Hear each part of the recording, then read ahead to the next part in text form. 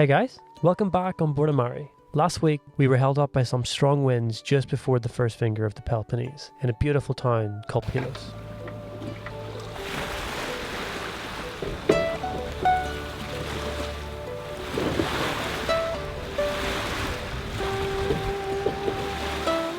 This week we are some 50 miles further after an amazing day sail around the Western Cape, where we had our first experience with some of these crazy winds that are notorious to the Peloponnese. We're about to cross the first cape of the Peloponnese. Peloponnese?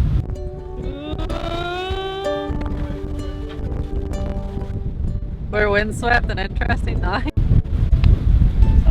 We got to see two more castles. Another castle that kind of looks like the train ride to Hogwarts. But I do love a good moat. I've never seen a castle with a moat. Look at it. I think you've never seen a castle with a moat. Not this big. And now we are here at the Caves of Diros, which has to be Laura's favourite place ever. Hi guys. Hey guys. And welcome to the Caves of Diros. Laura loves caves. I don't know if I would deem myself claustrophobic. When it comes to caves, yes. I just don't like the idea of being trapped. Because I don't know if it's just Laura, but you know those caves that have been about for millions of years, and then you know the one day that Laura walks in, it's going to collapse. So yeah, we've been advised to come here by some locals, and it's on the way anyway. So here we go. No. You're not coming with us.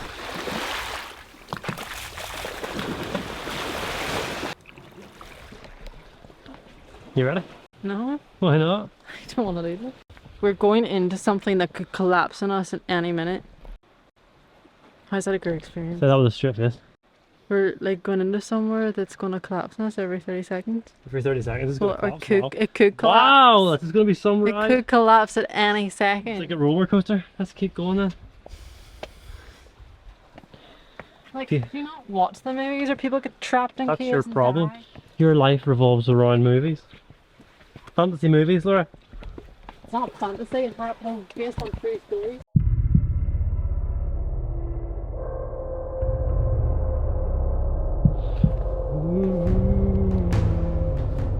Just think of it as a room, like an old room. It's been here for a while. It's like that movie where the monsters and the cave. No, I swear, if you watch the movie called The Cave, I'm not giving you any sympathy. See how quiet it is? Peaceful. That's the problem. Too quiet.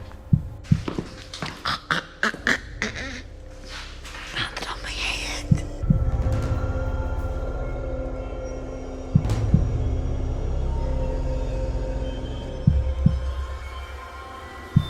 Go on.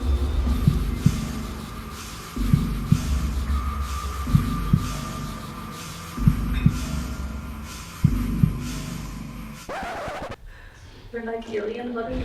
Alien otters. Right? Nothing? No? But Peter, now look at that dark abyss. Oh, Peter, no, Peter. I'm serious.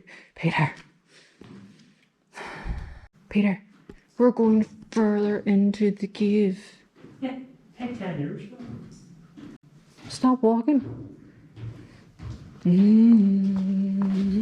leaving me up here by myself. It's slippy. What's your head on?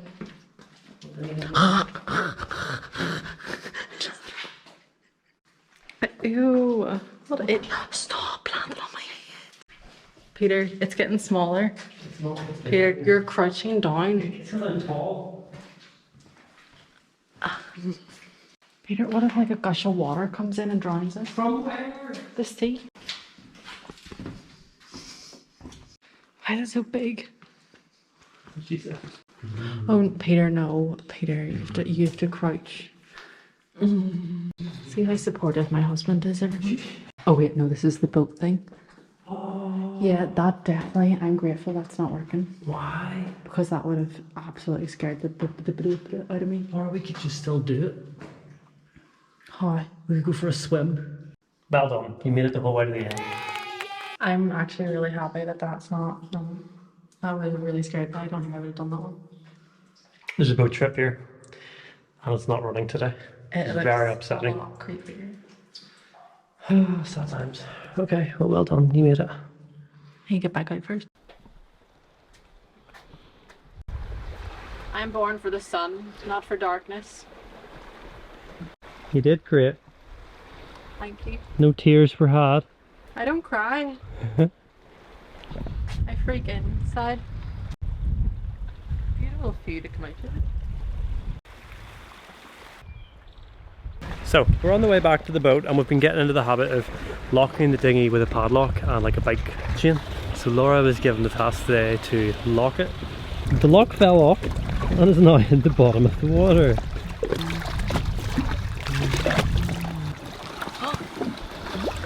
Did I just get it first time? We didn't. I just got it first time! Oh no, I wasn't recording. Don't even. That is hilarious. I did not think I thought it was going to be for ours.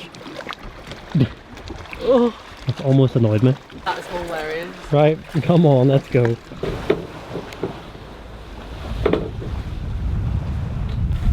So here's an example of the wind just being incredibly frustrating.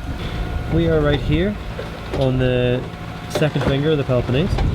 There's been 2 days of west-northwest coming this way, so we should have pretty constant wind down here. The wind should be coming from here. So let's take a look at the flag. The wind is actually coming from south-southeast, which makes no sense because there's no land for it to kind of wrap around. It's just so now we've got the sails up, flapping away, engine on. It's supposed to be 20 knots from the west. We're barely hitting 5 knots, so time to put them away again. Sailing in the mud.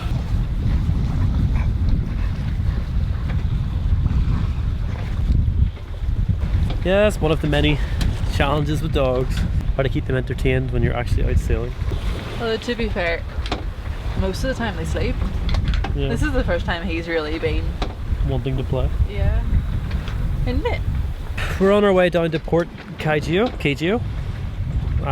which is just at the very south of the second finger. We were supposed to have lots of wind. It was a 6-hour sail, and for the first 4 hours there we had the motor and there was no wind. It's only been now that the wind has started to come in, so It's not very often he does that.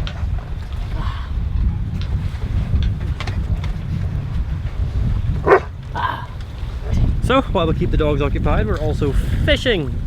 It's our first time fishing of the year. Got 2 lines out, one here, and it's a little small lure on that one, and then we got a much bigger one over here. The problem is, no real way to tell if there's a fish on it. This is the first time using them. Got another 2 hours before we put them back in, so you never know. Could be a fish on the end. You wood dogs.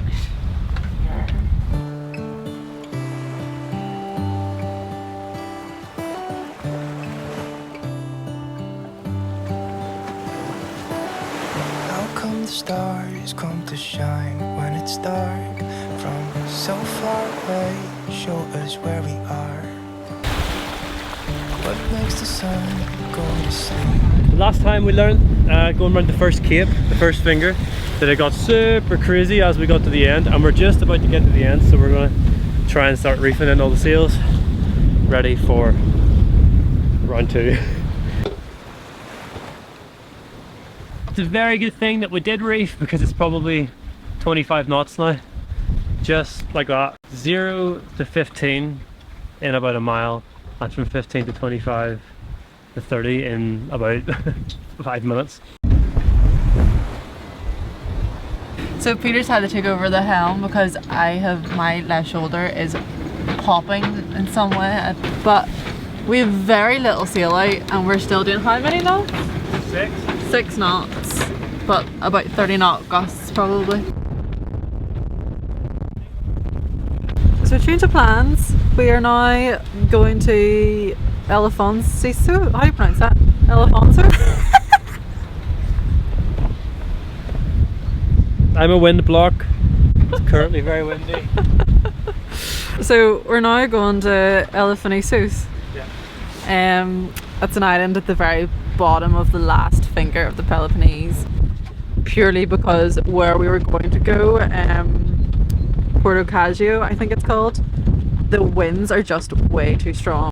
So another few hours to go, and it's cold, in case you can't tell. So, a super weird thing that I've always found here, and I'd love to know why, so maybe someone can tell us, is why do these cargo ships just come here and chill? There must be about 10 or 11, like just kind of chilling. They don't have anchors down, they're just kind of waiting. There's another one over there as well, and it's just bizarre. So, does anyone know why? It's obviously cheaper than ports, I get that, but it just seems bizarre. I'm sure there's a logical reason. What do you think? Taking a break? No, not taking a break. Let's take a break. What have got about it? I don't have an answer. If you do, please leave it in the comments below. How come the sky sometimes hides behind the clouds? Maybe it's just like me, a little bit scared of heights. Why does the rain always keep on pouring down when it's grey outside? It really makes me wonder. From being the most frustrating sail with no wind when we should have had it, to being super crazy, to being what is possibly being the nicest sail definitely of this year and possibly altogether. Just been able to do this for so long to swing. Yeah, it's really nice conditions. We still have some big waves, but Yeah, but at least we're going with them. super nice. Only thing is, it's been a lot longer than we thought for the dogs, and this one is bored. Really hates kisses. Probably 20 knots. Good swing. And we've been doing it for hours, which doesn't happen very much in the Med. So, I would count this as a success. Massive success. Super happy with this. Not sure the dogs are, but I am. So, 50 miles done, and now Laura's fishing from the comfort of a seat. Look at that. Unsuccessfully. This has been out the whole time. And 50 miles. We had 2 of them out. And a few of these little guys out too. 50 miles! Nothing. But we're pretty much here. It's been a long trip. 10 hours all the way. But definitely the right decision, because yeah, no, I'm happy with it. these are 100-meter lines, so they take a little bit of a while to reel back in, but Laura's got in a way of taking a break and also catching a fish. This is what this has turned into. Yes, dear. You never know what you might catch on that. If anyone's got any fishing advice, you know, every time we go to somewhere new and you go into like a chandlery or a fishing place, they're like, yeah, you need to try this lure, you need to try this line. Nothing ever works. We were told these little thingies were the best thing to get in the Med. Not caught a single thing yet. So we got bigger squids because we were told, no, in these waters you need bigger ones. No, it doesn't make a difference. So any advice from anybody who might have some form of experience? Yes, it's all in. And this is the other one that we use. Big Squidward. So that's us. We have arrived in I need to learn how to say these names. We've arrived in Elafonisos. Bit of a turn of events for what our days were planned, but we've finally got here. We're very close to shore, unfortunately, because the anchorage is actually very deep until you get really close, so that makes us a bit nervous, but it's fine. But yeah, good night, and we'll either see you tomorrow or see you in the next video. Yeah, we have no idea yet. So that's us. We have almost made it the whole way around the Peloponese. Join us next week on our last leg of the journey before turning north towards the Aegean. Thanks for watching. Don't forget to like, comment, subscribe, and we'll catch you guys in the next one. See you later. Bye. How come the trees gets undressed when it's cold? And don't they miss the leaves they left behind? Could it be to make the ground shine like gold until winter comes? Until winter comes.